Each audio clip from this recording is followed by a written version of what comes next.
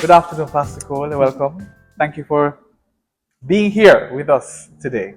It's my privilege, it's my pleasure, it's my honor. Now, Pastor Cole, tell me, how did you become saved? What was the process of you becoming a child of God? And how long ago was that?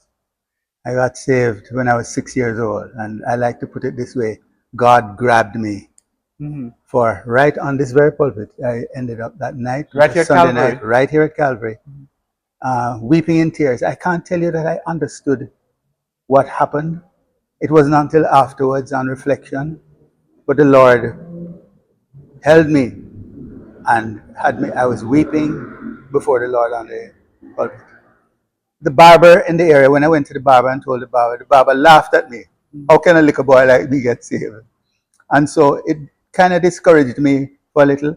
But later on, when I understood better, I realized I was really sweetly saved from I was 6 years old. The formal thing came when I was 10. Mm-hmm. But that is it. Lord showed me at Vacation Bible School, which was right in my backyard next door, through a man named Arthur Ross. Mm-hmm. He led the Vacation Bible School event. And I remember that I used to do wrong. I used to thief out the condensed milk and bread, go around the corner of the house and eat it. I used to jump the back fence to play football and cricket. When my parents' eyes weren't on me, I would vanish. Doing cleaning shoes, I would vanish. So those are the things that came to my attention at the age of 10 to trust the Lord. But I believe I was saved from I was 6 that night in And tears. that's well over 60 years ago, no? Oh yeah, that's 63 years ago. Ah, and you are still going strong? Well, maybe not quite as strong, but I'm still going. But how did you basically grew up within the AGA? How was that for you? Because there are other persons who would say, they came to the AGA, but you basically grew up in that. What is that I experience? certainly grew up in the AGA, but I confess to you that we weren't as AGA in our understanding as we are now as a denomination. I grew up at Calvary. This is where I got saved. This is where I served. So though we interfaced and so forth with the other denominations, the sense of local church was very, very high. And after a while, that developed into a more denominational kind of understanding.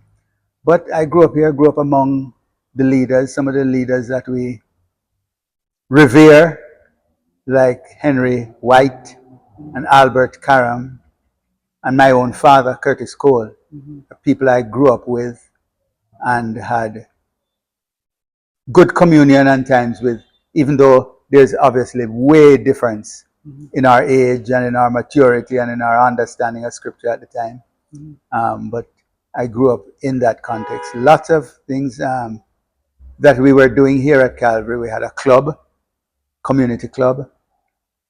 So there were games that were played on a Saturday afternoon. We had youth fellowship on a Friday night. And there were lots of people that took part in those days. We had a Sunday night Singspiration with the young people. And the church was packed for that. It were days when people were more conscious in general about God and the need for God, their own personal need. And probably what epitomizes our position is what happened in the early 1960s, the start of the 2-week gospel crusade, Great Western City Crusade, that became known not only in our denomination, which had choirs joining our choir for that event, almost 100 voices out there in the open canopy of heaven, but that marked evangelistic effort became the reputation of Calvary in those days. Every summer from 1963, going right up for a few decades. That's the context of the gospel and the people of God that I grew up within. What was your journey like, from youth, young adult going up at Calvary and eventually, transitioning to other aspects of leadership within the AGA? Yes.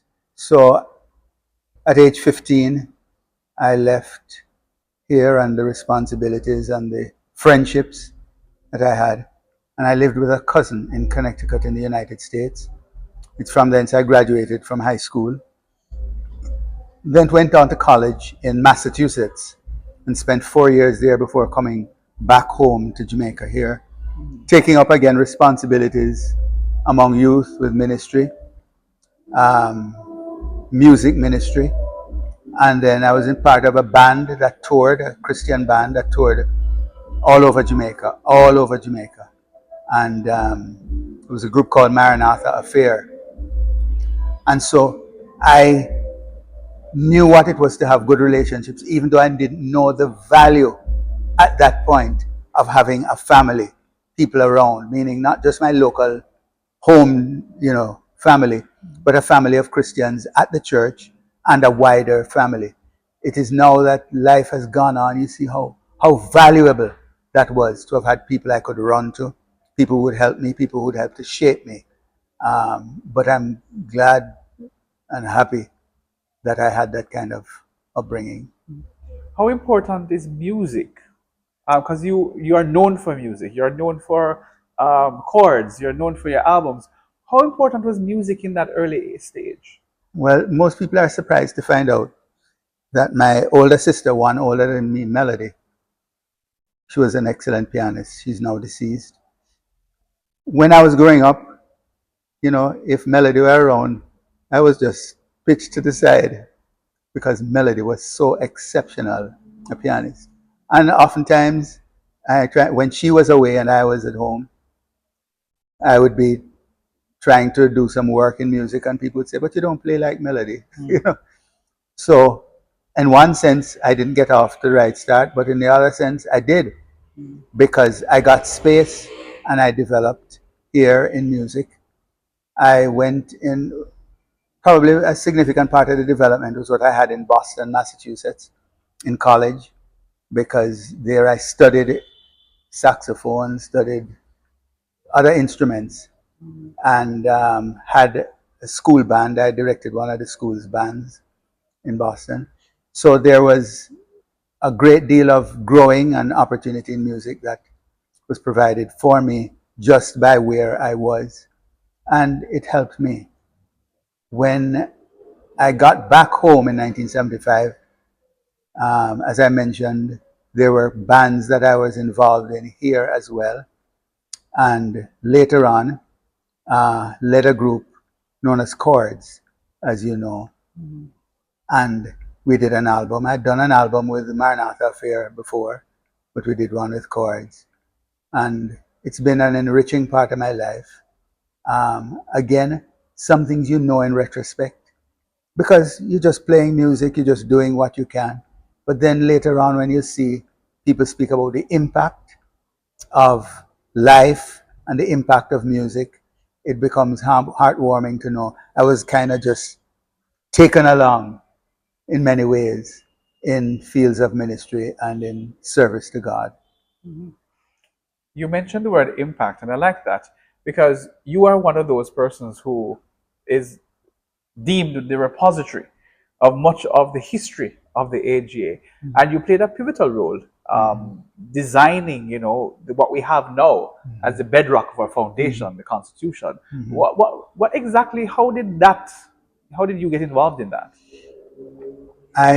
When I pastored at Portmore, I became part of the executive board soon after.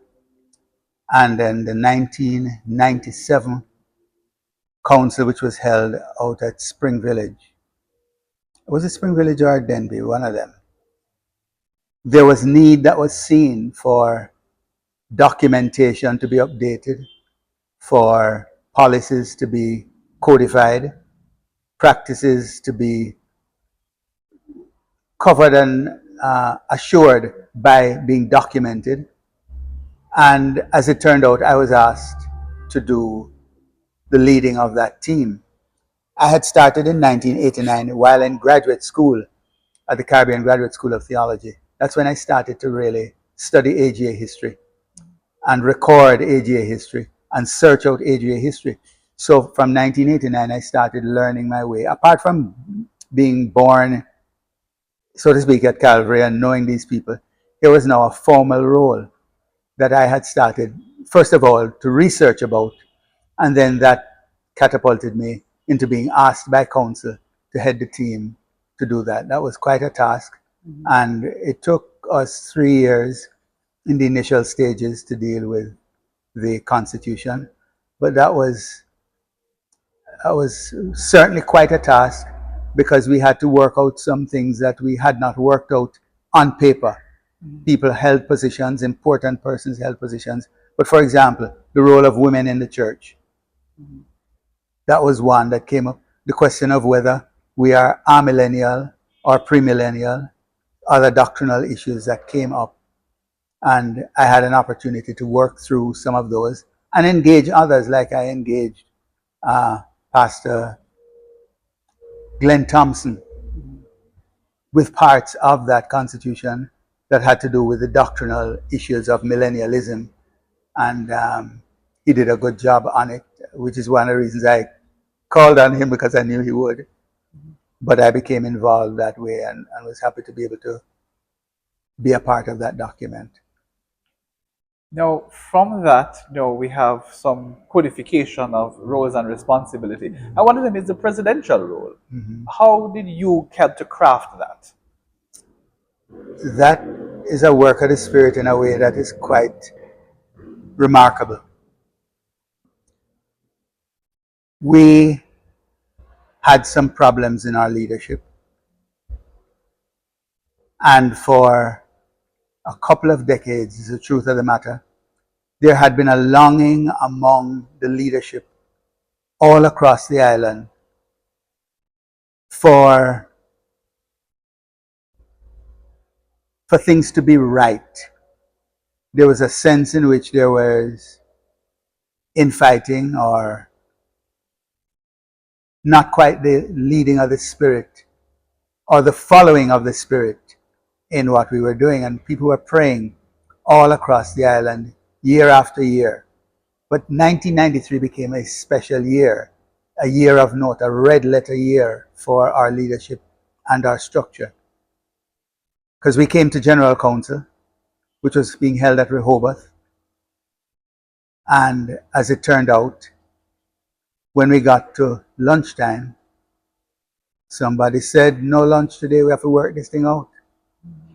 It was a spontaneous prayer meeting, a move of the Spirit. People were praying all across the land, like I said, and that prayer turned in at General Council. Reverend Kelvin Llewellyn led the devotional, and he led the devotional 9 o'clock that morning, and then said, "Let us pray." The whole day, right up to lunchtime, and until we just closed off. The next item on the agenda was not attended to. Every time there was an effort, prayer just erupted. And all was happening was prayer. Nothing else happened, not a thing else. It changed council. It changed our leadership in our denomination from my standpoint. Because council now asked the top leadership, the executive board, to retire and talk about some of their issues that they would be most attuned to. And the rest of the council stayed praying, and they came back out. I can't remember if it was an hour later or whatever. But they had decided. There was a change in heart, a change in mood, a change of everything was happening. It wasn't happening just among the people, it was happening in the leadership as well. And so when council resumed a couple of weeks later, because nothing had been done, things that never happened before began happening, like trusting each other in the kind of way that happened. The slate that was presented, and it was a new slate of leadership of the executive board. We could have been sure that somebody said, "No, they don't want to." Somebody moved that we'll take them en bloc. What? That had to be a work of the Spirit. It had to be a work of the Spirit. And that changed, in many ways, how the AGA has conducted itself. We haven't been perfect since then, but we have come a long way, a great long way, over these couple of decades since that. That's what has happened in our denomination. Since 1993, How has the AGA evolved, transitioned? Now we're what nearly 30 years later, looking Mhm. at things. How has that journey been? It's been different in different ways. One of the things, and I'm going to share something that is near to my heart and I've talked to other leaders about. When I look on as a leader myself in the AGA, I think I have been gifted and helped by God. I think doors have been opened to me. I look at some other leaders that I've shared with, and probably the two I've shared tenure and time with the most. Um, the men that we looked at who were untrained, unskilled. And these are Pastor White, Yes, those Karen. men made way advances ahead of us who were more privileged, more knowledgeable, more skilled, all that kind of stuff, which goes to underscore the work of the Spirit is what does things. And I want to say we have grown well as a denomination. I mean, in our maturity, we haven't grown in numbers as well as we have. But I've come to have a great, great appreciation for all those stalwarts before, unlettered men and women who pushed our denomination forward by their prayer, by their action. They're just like others, they are fragile and weak, but they have been able to do under God. So I applaud the new direction that says that the pastor of our local church and churches should be theologically trained. I'm in full agreement with that, and I got some of that training. And that should be pushed and pushed and pushed. But we must hear the lessons about the Henry Whites and the Albert Carms and the Curtis Coles. We need that balancing lesson because certification by itself is not enough.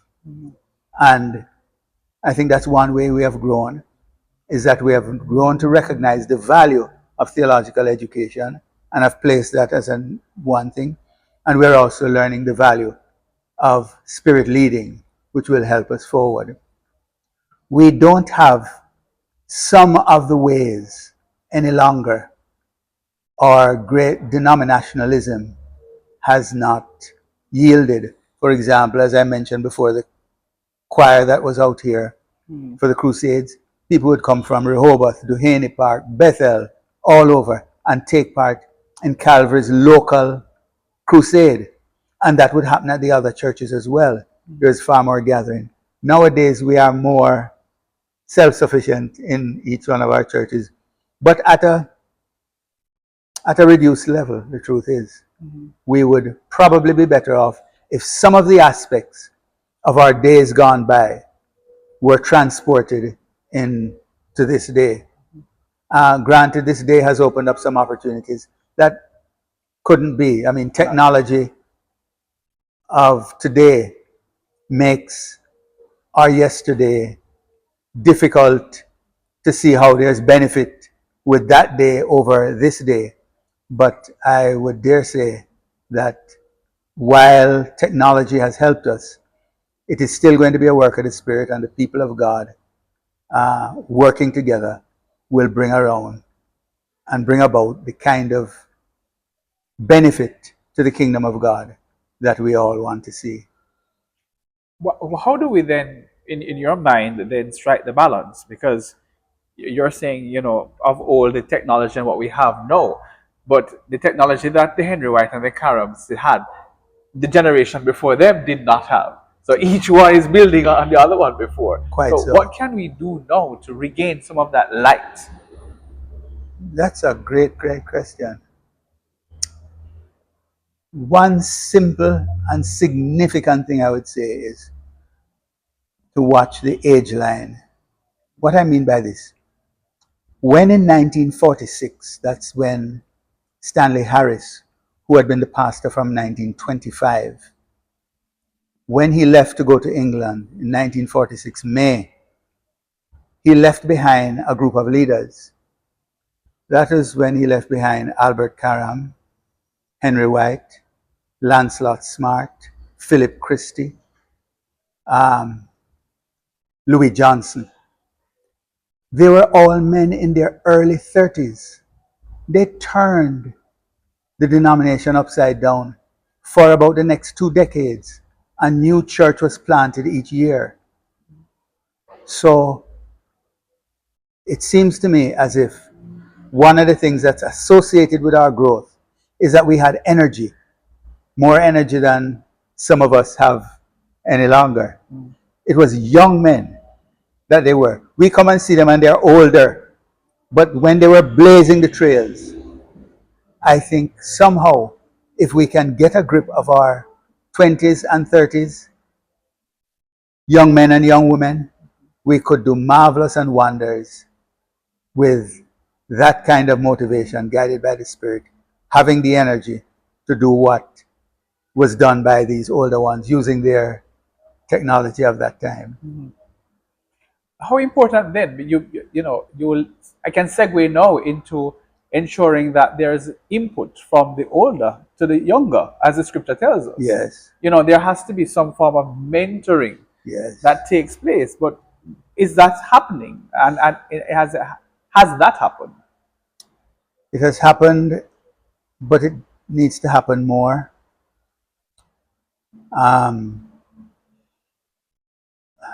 Part of our human tendencies is when we succeed at something to keep going at it and repeating it over and over.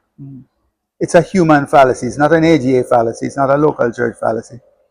That if we're not deliberate and intentional about bringing down the leadership age, if we don't determine to let go and let younger ones take a great place, we just keep doing the good that we have done. And the good that we have done is good. But if it stays in that loop, after a while it begins to not serve as well as if it is re-energized with new and younger people. So it's not a cutoff of the old. I hope I myself am retired now, but I don't want to consider myself cut off from the denomination. I still think that there are things that I can help in guiding younger leaders in the denomination, whether they're at Calvary or or other churches in the AGA. That is a key thing, to be able to integrate in the current leadership, younger leadership, and there not to be an abandonment by or of the older leaders. Your time at Portmore Gospel Assembly, many will say that it was instrumental and groundbreaking in some ways. And out of that, to your point about investing in the younger ones, a number of pastors have come from the Yes. PGA Yes. to be in the AGA. Yes. Now, what was your motivation and driving force during your time at PGA? What made that so transformative? I came to learn that discipleship, deliberate discipleship, is a key. So we started with one. I'll mention him. He's now Reverend Anthony White. And we started meeting every Thursday at lunchtime. I think very fondly about a church on Halfway Tree Road. Very fondly, and I can name the church. It's the United Church there. At Carlton Crescent. You know which one I'm talking. Yes. I went there one day and went and spoke with Reverend Oliver. And I said, I need a place to meet. And he gave me an office. He said, the resources that we have are for sharing in the kingdom. And week by week, I would meet with Anthony. And then later on, I took another one on. And then later on, another one on.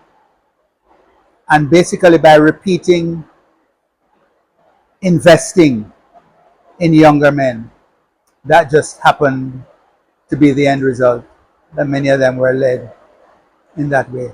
So I thank God for the benefit of learning about discipleship and its value. Its value to the church, its value to the kingdom. And I sought, with the help of God, to carry that through. And apparently, some of that did stick and did go well enough. I think there are about 4 or 5 different pastors that came through PGA and are now serving in across the the AGA. association. Yes. Do you see the leadership of the association then taking what you have started and building on that? There are others who have also seen that vision. I've seen that in more than one of our churches where deliberate efforts are being made to disciple. And I think it's a good thing. I mentioned it at council and I mentioned it in other places. It just needs to be maybe one of the themes that can be taken up in the immediate years, if possible, is a theme that has to do with discipleship. And not that it has not been done before. I'm not saying it has not been done before. But has to do with discipleship and transfer, discipleship and mentoring, so that we emphasize over the period of a year or two this critical aspect which has helped some of our churches and is there to help all our churches. We can carry that out, and I think that is what needs to be done now. So whether the person is schooled theologically or unschooled, lettered or unlettered, if there can be this transfer, if there can be this development that is deliberate and intentional by the leadership to raise up others, I think we stand a great future. What has caused the AGA not to be as forceful at in planting new churches as in previous times? What has been that roadblock? Um, this is when I say that I admire men like Henry White.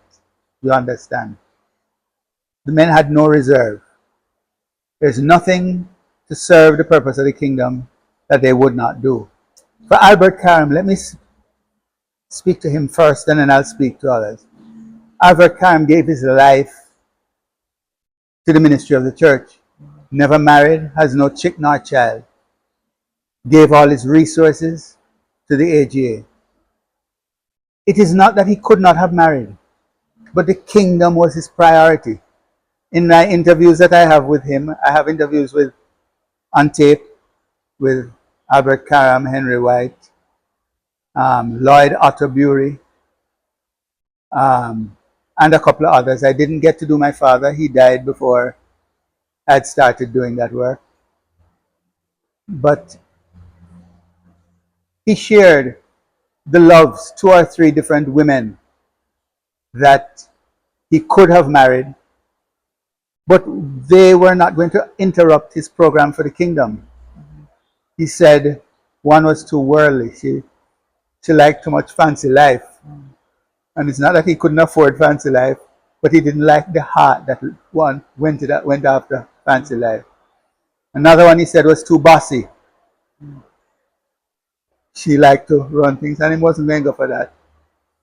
So he had the kingdom in view, and he was going to allow himself to be led by the Spirit. And so there's nothing he would hesitate from doing that was possible for him to do. Henry White did that as well, did all that he could, and people knew that they could count on him. People at locations way out in the country, in Clarendon and Manchester, would call because they knew that if they got Pastor White, Henry White to come, Brother White will do something here. He would cross bridges and whatever to do that. Some of that has been lost. The sacrificial nature of leadership in the kingdom has been lost. And we don't now give to deliberate sacrifice of our other dreams in life for the benefit of the kingdom. So I think that we don't have the same MO existing anymore. The profile of our leaders has changed. And we are concerned, as we should, let me make it clear, Halshin. It's not that we are to be uncaring about our families. We are to take care of our families. Scriptures say we are to take care of our families And so we should do that. But somehow the cares of life have overtaken a lot who are in leadership. And some of the first things thought about is, what am I going to be able to drive? We need vehicles. We need that. We need that to do the ministry. It's just a fine line that separates the difference between what we want to do for the kingdom and what we feel should be guaranteed us as leaders. And I think that has eluded us a bit, why we have not made some of the progress that was made in an earlier era. Looking ahead, looking back, looking ahead, what are some of the things that you would pinpoint to say, okay, these are maybe three things that you think that we need to pay attention to critically if you want to move ahead with the association? Okay, the first one I would say, and maybe this is not in the order that it should be, but our polity. I am for some of the democratic principles of life, but I think one of the things that's impacting us now is democratization of leadership and local church. People need to have a say, but there is sometimes an overstep by the people where people feel they need to know everything. And every congregational meeting or any other meeting, people feel that every bit of information that is known by leadership must be passed on to them. That is a humbug. I say it without any qualification. It's a humbug to the work. Leaders must be given some amount of latitude to be. That's what Albert Karam and Henry White had. They had latitude among the leadership, and my father as well, Curtis Cole. They had latitude. So they were leaders alongside other leaders, but they also exerted leadership as leader of leaders and would do things. That's why churches got started. They didn't wait for committees to decide if we should or not. They went on it. And I think a right balance has to impact our polity. We don't want dictatorialism. We don't want where other people don't have a say and can't say anything. But we need to guard against the sense that everything is up to a vote, that everything must be politicized. That, I think, harms and hurts. So that's one. We've already spoken about another, the need for discipleship. That needs to happen and happen well. And I think should be launched as a theme of one of our conventions to take our denomination through a couple of years. I'm not on the convention committee and the executive board, and I'm not sending any message to them. I'm sharing my heart. Sure. I think our role in schools needs to be a little bit more deliberate. We have the privilege of schools in this land, and that has been part of the mission of Albert Karam. Albert Karam was director of schools, now called director of general education. But he and Pastor White used to go to Merle Grove and Dunrobin schools, and they would do devotions and speak to the young people and help to win them. Because as I have recorded, Pastor Karam said, the reason why the schools exist, because it's his money by the school and pull out of the school, is to win them. It's supposed to be a point of evangelism. For him, education was not education that was devoid of the Christian gospel. In fact, that is what drove it. And I think it needs somebody to be set apart. Pastor Garth has done devotions for 30 odd years at Merle Grove. But it requires more than that. It requires somebody on the ground, who's on the ground in the schools and fulfilling the mission of reaching children. Children are more easily won than adults. We are told by the statisticians of that phenomenon.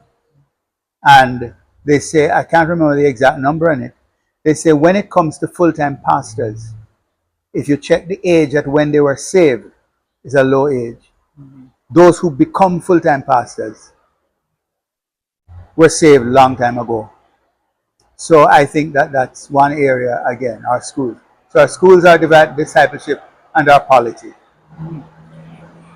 A lot of time was spent in the early years, and even some within the last maybe 20, 30 years of missions and evangelism. But I'm not seeing that coming out as much as it once did. Is it that we are not putting effort into that, or is it that we're transitioning to a different era? Wow, that's $1 million question, Halcyon. But I can expect that of you.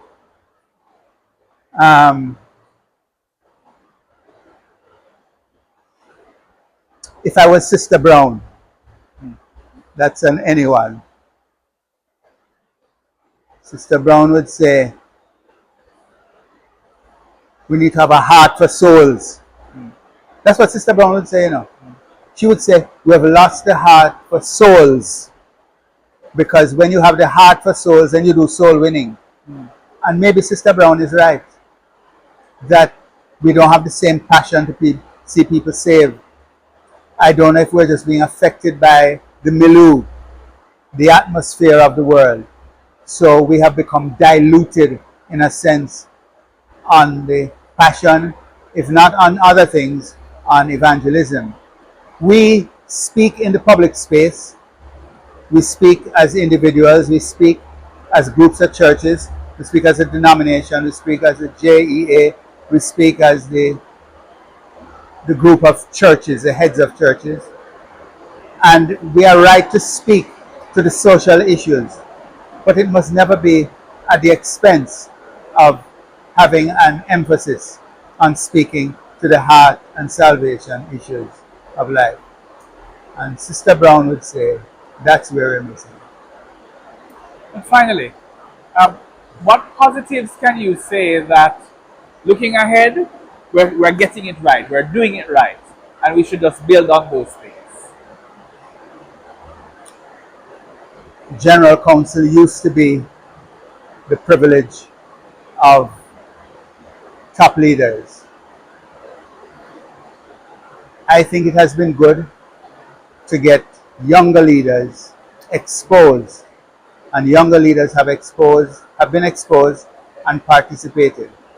That is one good thing, so that people get a realistic look at leadership in the church from their young.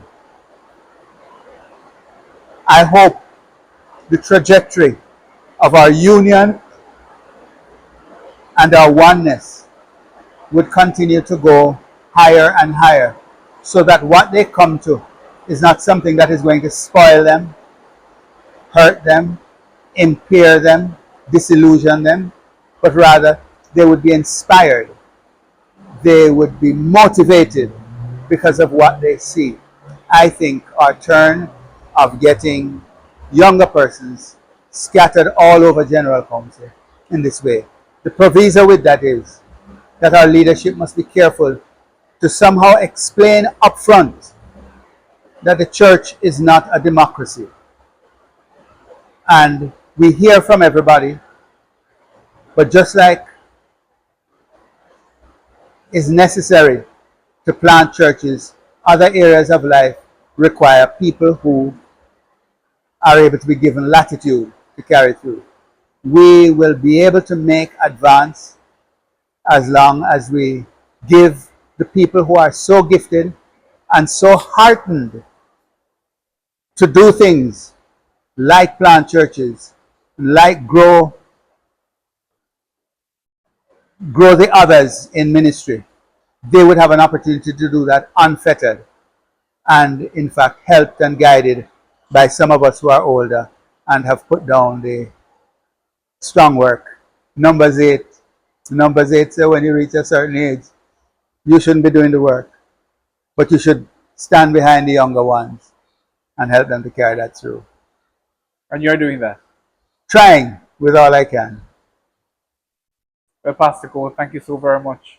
Thank you for your commitment. Thank you for the opportunity to share and to extract from your brain the history, and also some nuggets about the AGA. May God bless you and continue to pour upon you as you continue to serve Him, because you continue to do so. Even though you say you are retired, you're never retired from God. Thanks so much. It's been a pleasure being here. Thank you, Hassan. Bless you. All right. And Pastor Cole.